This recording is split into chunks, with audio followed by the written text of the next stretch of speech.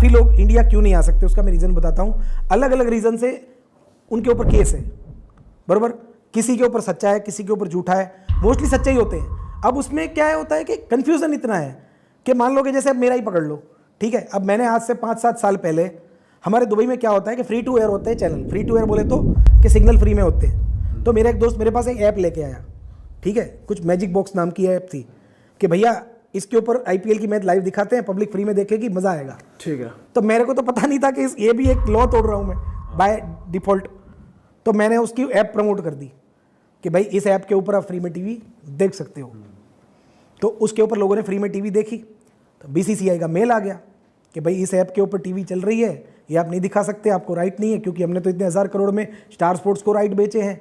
तो मैंने उसको बोला बंदे को, किसी और ऐप पे आप स्ट्रीम कर रहे हो सेम मैच, हाँ, तो उन्होंने बोला आप सिग्नल चोरी कर रहे हो। तो मैंने उसको ईमेल में क्या रिप्लाई किया कि जो बंदा कर रहा है मैं उसको बोलता हूँ बंद कर देगा, बट ये चोरी नहीं है, ये दुबई में फ्री टू एयर है और दुबई के हर घर में चल रहा है, आज भी चल रहा है।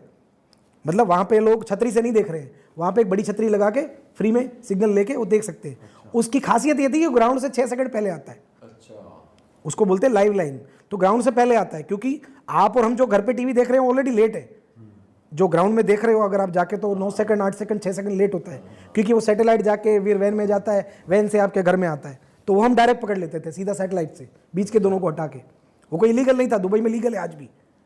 तो आप कह रहे हो कि ये वन ऑफ द केस था कि जिसके कारण लोगों को इंडिया हाँ, में ऐसे तरह तरह के केस होते हैं। अब क्या होता है देखिए कि आज मान लो कि कुछ बुकी के ऊपर मनी लॉन्ड्रिंग का है, किसी के ऊपर हवाला का है। अब किसी में कैसा है कि कोई बंदा पकड़ा गया, मान लो कि उसके पास से 50 लाख रुपए मिले, अब वो अपने सेठ का नाम नहीं ले रहा है और उसको दुश्मन का नाम, सेठ ने बोल दिया कि तू उसका नाम ले ले। समझे आप बात को? देखो आप भी जानते हो कि इंडिया में आज ऐसे लोग हैं जो 1 लाख रुपए में मर्डर भी कर देते हैं, है कि नहीं? मानते हो? कुछ एरिया में, कुछ राज्य में। अब वो बंदा पकड़ा गया, उसको बोल दिया तेरे घर पे हर महीने पैसा पहुंच जाएगा, तू जेल चला जा, तो चले जाते हैं ना लोग। इवन ये बोल देते गाड़ी मैं चला रहा था, चाहे कोई फिल्म स्टार की गाड़ी गरीबों पे चढ़ गई हो, ड्राइवर मान लेता है कि मैंने चलाई थी, ठीक है। तो इंडिया में ऐसे लोग हैं। बट सर जैसे आपने ये केस बताया, ये तो थोड़ा सा एज कम्पेयर, अगर जैसे मर्डर का केस हो गया, बहुत बड़ा केस है, या फिर मनी एक्सटॉर्शन हो गया, ये समझ में आता है। स्ट्रीम कर दिया, मतलब कोई और मैच स्ट्रीम कर दिया, तो फिर इसको इंडिया में बैन है, इंडिया में एंटर नहीं कर सकता। बट कुछ बुक के कुछ ऐसे मालिक थे, जैसे कोई इंडिया के बड़े सेलिब्रिटीज उन मालिक के साथ बैठते हुए दिखे दुबई में, हाँ, तो उनके ऊपर भी वो आ गया था, केस आ गया था कि ये इससे एसोसिएटेड है। अगर आप किसके ऊपर? फिल्म स्टारों के ऊपर, फिल्म स्टारों के ऊपर आ गया था, तो कुछ तगड़ा ही कुछ केस होगा ना उस बुक के मालिक के पास, कि वही कुछ तगड़ा ही करा होगा, तभी इंडिया में बैन। एक्ट तो सब पे कौन से लगे हैं मुझे नहीं पता है, क्योंकि वो तो FIR में होती है। आज मेरी FIR है तो मुझे पता है कि इसमें मेरे ऊपर कॉपीराइट का केस लगा हुआ है, ठीक है। जैसे मुझे पता है तो मैं उसके लिए कभी भी फाइट कर सकता हूँ अगर मुझे करनी रहेगी तो। लेकिन उसके ऊपर कौन सा केस है वो तो उसी को पता होगा। रही बात फिल्म स्टारों की, तो फिल्म स्टार को पैसा दिया कि भाई मेरे बर्थडे में आओ, केक काटो। मेरे बर्थडे पे भी तो आए थे 5 फिल्म स्टार, सब आए थे, पैसे लिए चले गए। जैसे इमरान हाशमी थे, या फिर मान लो कि मौनी रॉय थी, बरोबर, ये सारे कनिका कपूर थे, मेरे बर्थडे पे भी आए थे। तो आते हैं, हमने वाइट में पेमेंट की है, मेरी तो BCC इवेंट कंपनी है। मेरे यहाँ पे तो मतलब सारे जितने बॉलीवुड के सेलिब्रिटी आते हैं ना, मेरी टूरिज्म कंपनी भी है। हमारे यहाँ पे मान लो बी प्राक आए, सलमान खान आए, तो भी उसकी टिकट हम करते हैं। दुबई में सबसे बड़ी टूरिज्म कंपनी भी है हमारी। अच्छा। दुबई में अभी कितने बिजनेस है सर आपके? मेरा एक तो इवेंट का बिजनेस है, जिसमें हम ये नेहा कक्कड़, बी प्राक ऐसे बड़े लोगों की नाइट करते हैं। जैसे 15 अगस्त को हमने भाईचारा नाइट की थी, 2 Pakistani singer, 2 Indian singer, Sukhwinder Singh और वो, और चारों को साथ में गवा के पूरी जगह पे इंडिया पाकिस्तान के फ्लैग लगा के इंडिया पाकिस्तान के केक कटवाए थे लोगों में भाईचारा बढ़ाने के लिए। वाह यार, ये तो अच्छा। भाईचारा नाइट की थी मैंने, आप गूगल पे सर्च कर सकते हो। और क्या क्या? इवन आप देखिए मेरे टैटू में भी चारों धर्म किए हुए हैं। तो मैं यूनिटी में मानता हूँ और दुबई में सब यूनिटी में मानते हैं। आप दुबई आओगे ना तो वहाँ तो हर क्लब में इंडियन पाकिस्तानी साथ में खाते हैं, पीते हैं, केक काटते हैं, भाई भाई की तरह रहते हैं। हमारे यहाँ तो कोई पंगा ही नहीं है वहाँ पे। और क्या क्या बिजनेसेस हैं? एक तो इवेंट का हो गया, जिसमें हमारे क्लब्स हैं, कैफे हैं, शीशा कैफे हैं। क्लब्स कौन से एरिया में दुबई में? बर दुबई और जुमेरा एरिया में बन रहे हैं। तो अच्छा, नाइट क्लब है या फिर क्या? हाँ, नाइट क्लब भी है, रूफटॉप भी है, और शीशा लॉन्ज बोलते हैं वहाँ पे, जहाँ पे खाना और शीशा होता है। अच्छा। और सर दुबई के बारे में थोड़ी बात करते हैं। दुबई रहने वाइज कैसा है, इंडिया के कंपैरिजन में कैसा है? बहुत ग्लैमरस लगता है, ऐसा लगता है वहाँ जितना भी ले जाओ पैसा वहाँ आपको गरीबी फील करवाएगा दुबई, तो ऐसा है? जी देखिए, ऐसा है कि दुबई की अगर 10 बातें करोगे तो 5-6 अच्छी है तो 4 बुरी भी है, ठीक है। अब रही बात पैसों की और ग्लैमर की, तो देखो दुबई में आपकी बात सही है, अगर आपके पास 100 करोड़ है तो भी आप गरीब हो, 1000 करोड़ है तो भी गरीब हो, और अगर दिल से खुश हो तो आप 1 लाख रुपए में भी अमीर हो।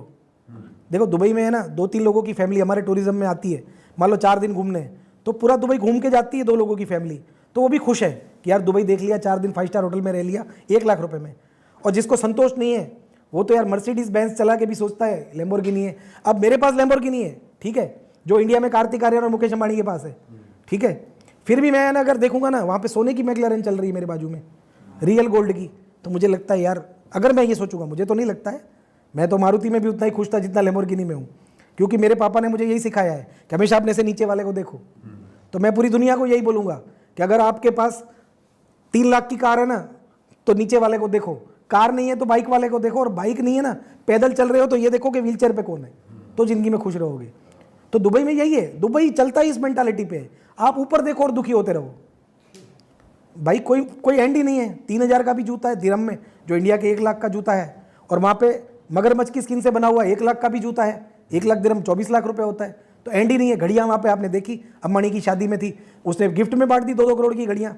तो दुबई में तो लोग मतलब ऐसी दुकानें हैं कि जिसके अंदर 10,000 करोड़ की सिर्फ घड़ियाँ रखी है, 10,000 करोड़, जो खालिद करके है, आपने अगर देखा होगा यूट्यूब पे, उसकी दुकान में एक घड़ी 100 करोड़ की है, 50 करोड़ की है।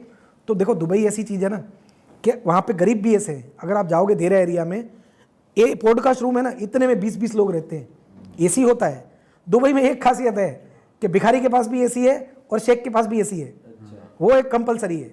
तो वो लेबर के पास भी एसी है, लेकिन उनकी लाइफ देखो, इतने में 4 बेड लगे हैं, 4 लोग सो रहे हैं, 20 लोगों के बीच में एक टॉयलेट है, 12 घंटे उनको धूप में काम करना है। सोचो अभी वहाँ पे 50 डिग्री होगी, तो 50 डिग्री में भी उसको काम करना है, लेबर लाइफ है उसकी। ठीक है, इंडिया में उसको मान लो 10,000 मिल रहे हैं, तो दुबई में उसको 2,000 दिरहम मिलेंगे, 2,500 दिरहम मिलेंगे।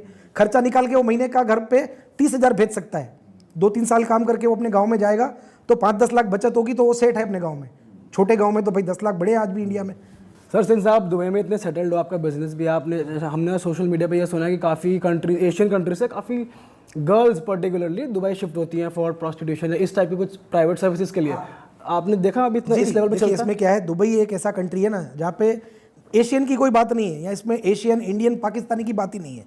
वहाँ पे दुनिया के हर देश की लड़की होती है, और ऐसा नहीं है कि सारी गलत काम के लिए आती है।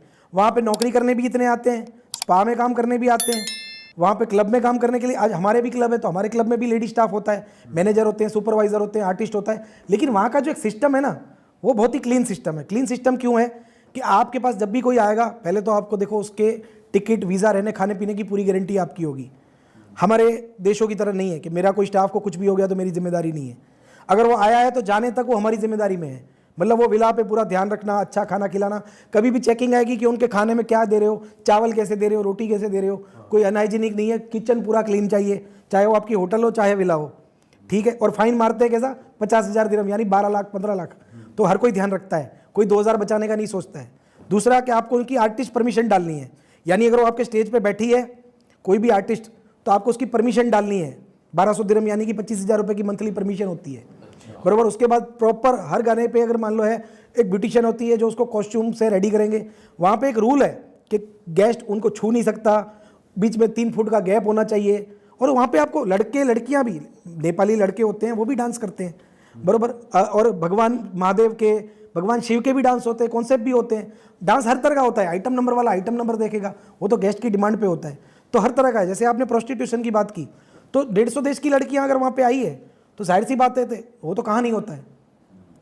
एक पुराणों में लिखा हुआ है कि दुनिया का सबसे पुराना बिजनेस कौन सा है, तो जो आपने बोला वो है।